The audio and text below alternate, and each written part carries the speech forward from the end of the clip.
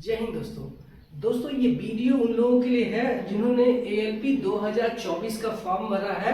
तो आज के वीडियो में ये बताऊंगा कि आपका जो जोन है उसको चेंज करना चाहिए या नहीं चेंज करना चाहिए, क्योंकि बहुत सारे लोगों का बहुत सारे सवाल है, बहुत सारे डाउट्स हैं कि हमें जोन चेंज करना चाहिए या नहीं करना चाहिए। क्या जोन चेंज नहीं किया तो मेरे जो फॉर्म है वो रिजेक्ट हो जाएंगे क्या, और कौन सा सेफ जोन रहेगा जहाँ पे मैं आसानी से सिलेक्शन पा जाऊँ, कौन सा जोन बहुत ज़्यादा डेंजर है। तो ये सब बातें मैं इस वीडियो में करने वाला हूँ।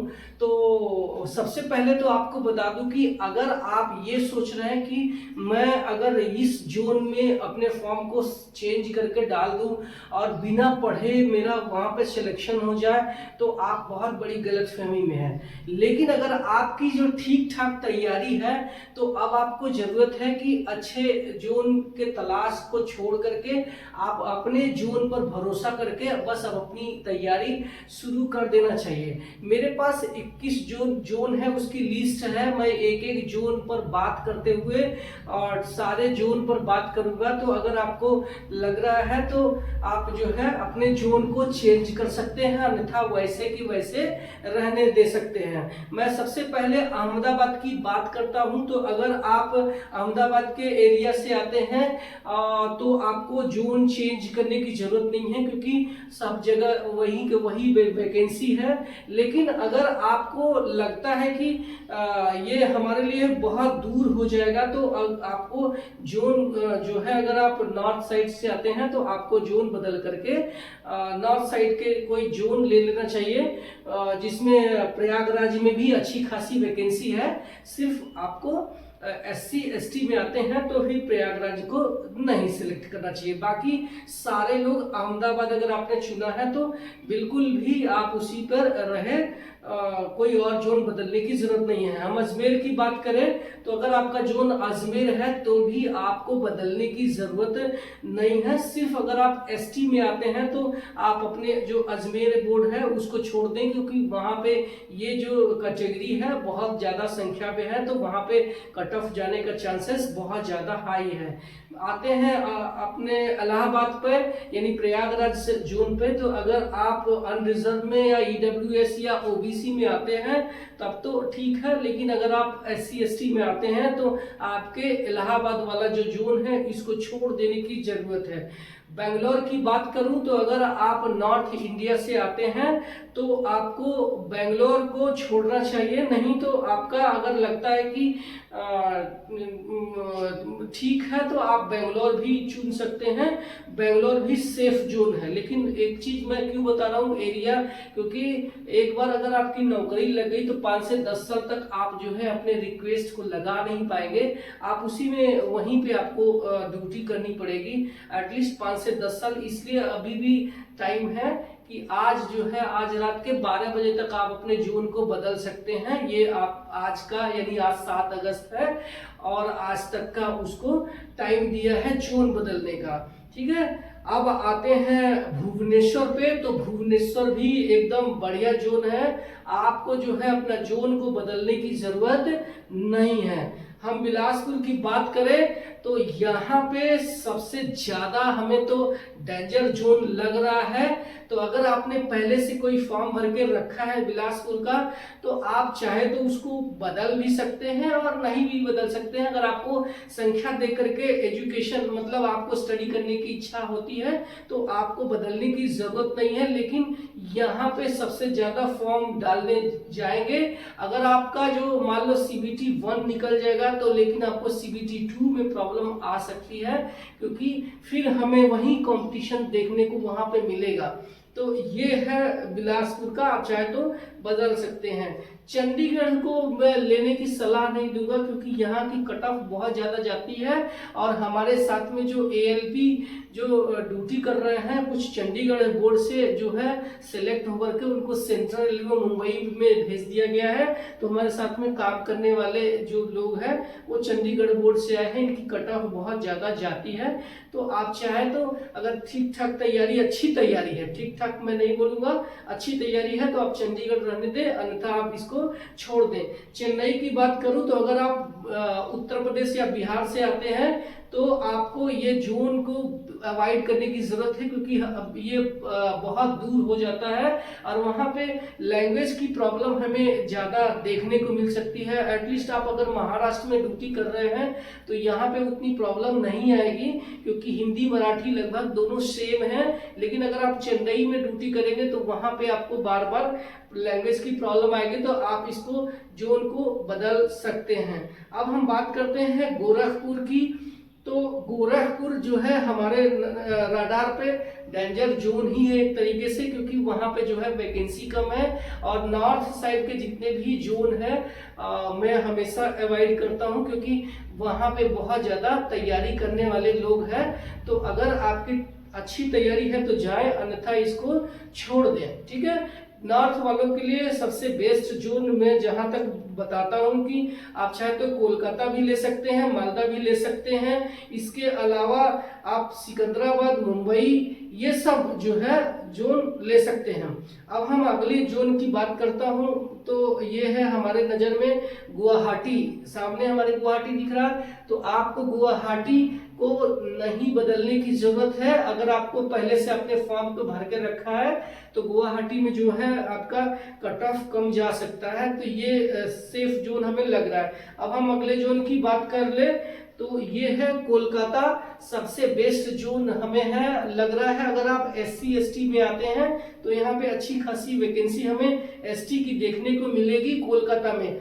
मालदा भी एकदम बढ़िया जोन है आपका, क्योंकि ज्यादातर लोगों का जो नजर है ना मालदा से हटा हुआ है, तो आप मालदा ही चुन सकते हैं। इसके अलावा हम आते हैं अपने मुंबई पे, जहाँ जिसमें मैं जिस जोन में काम कर रहा हूँ पुणे डिवीजन में। तो अगर आपने मुंबई चुन कर रखा है तो सब बहुत ही एकदम हाई फाई सिटी मिलेगी आपको, और अच्छा खासा जोन मिलेगा। और स्मार्ट लोको पायलट अगर बनना चाहेंगे तो आपको जोन आपको मुंबई के मिलेंगे। ये हमारा मुंबई हो गया, आपको बदलने की जरूरत मुंबई वाला नहीं है। लेकिन अगर आपको अपने घर नजदीक लग रहा है कि तैयारी अच्छी है तो आप मुंबई को छोड़ करके आप प्रयागराज भी जा सकते हैं, बशर्ते मैं पटना, मुजफ्फरपुर, गोरखपुर इन सबको अवॉइड करूंगा। ठीक है, तो अब हम आते हैं अपने अगले जोन पर। तो ये है मुंबई के बाद मुजफ्फरपुर। तो मुजफ्फरपुर को मैं अवॉइड करने की सलाह दूंगा। अगर आपका पहले से है तैयारी है तो रहने दें, अन्यथा छोड़ दें। अब हम बात करते हैं अगला जो जोन है ये है पटना। तो अगर आप पटना RRB सेलेक्ट करके रखे हुए हैं तो भी अगर आपकी बहुत अच्छी तैयारी नहीं है तो आप छोड़ दें, क्योंकि सारे धुरंधर, सारे ब्रिलियंट यहीं पैदा होते हैं नौकरी पाने के लिए। क्या तमिलनाडु, क्या जम्मू एंड कश्मीर, क्या महाराष्ट्र, हर जगह नौकरी चाहिए, वो भी सरकारी, चले जाएंगे। तो पटना क्यों नहीं, पटना तो एकदम टॉप में जाने वाला है। तो पटना आप छोड़ दें, क्योंकि पिछली बार पटना की कट ऑफ कम गई थी, तो हो सकता है ये ज्यादातर लोग वहां पे शिफ्ट होने की जो है सोचेंगे, तो आपको पटना को छोड़ देना चाहिए। अब आते हैं हम रांची पे।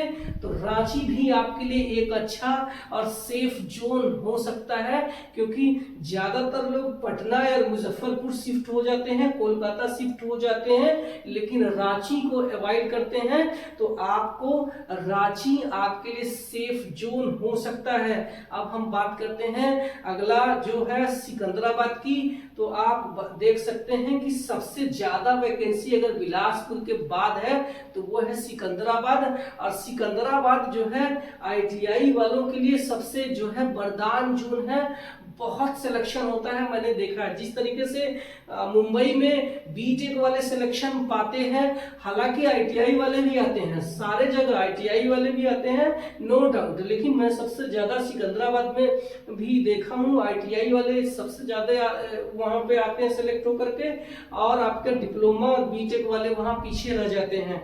इसलिए मैंने बोला कि सिकंदराबाद भी आपके लिए सेफ जोन हो सकता है, लेकिन आपको अपने घर के पास चाहिए। अगर आप नॉर्थ साइड से आते हैं तो सिकंदराबाद को छोड़ करके आप बिलासपुर भी जा सकते हैं। इसके अलावा आपको मैंने बता दिया जम्मू भी जो है मैंने इसमें छोड़ दिया था। जम्मू भी सबसे बेस्ट जोन है, क्योंकि ज़्यादातर लोगों की ये टेंडेंसी है कि वहाँ पे बहुत ज़्यादा दहशत गर्दी है, वहाँ पे बहुत जो है आतंकवादी घटनाएं होती रहती है, इस वजह से लोग उसके अवॉइड करते हैं। लेकिन अब वो स्थितियां वहाँ पे नहीं है। आपको वहाँ पे अगर आप चले गए तो वो भी आपके लिए सेफ जोन हो सकता है। हम सिकंदराबाद की बात तो कर लिए, ये भी हो गया।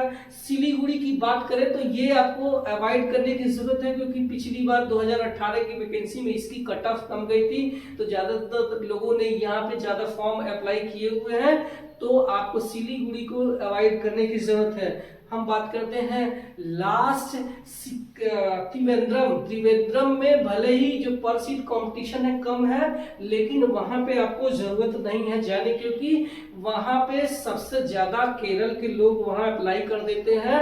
तो अगर वो कम पर सीट कंपटीशन रहेगा तो ही अप्लाई कर देंगे, तो भी वहां पे हाई कंपटीशन जाएगा पर सीट, क्योंकि सबसे ज्यादा जो है एजुकेटेड लोग उधर ही है। और वो सिर्फ वही फॉर्म भर देते हैं कि हमारा यहीं से हमें नौकरी करना है, बाकी हमें कहीं जाना नहीं है, और वो वहाँ पे आपका जो है डेंजर जोन बन जाता है।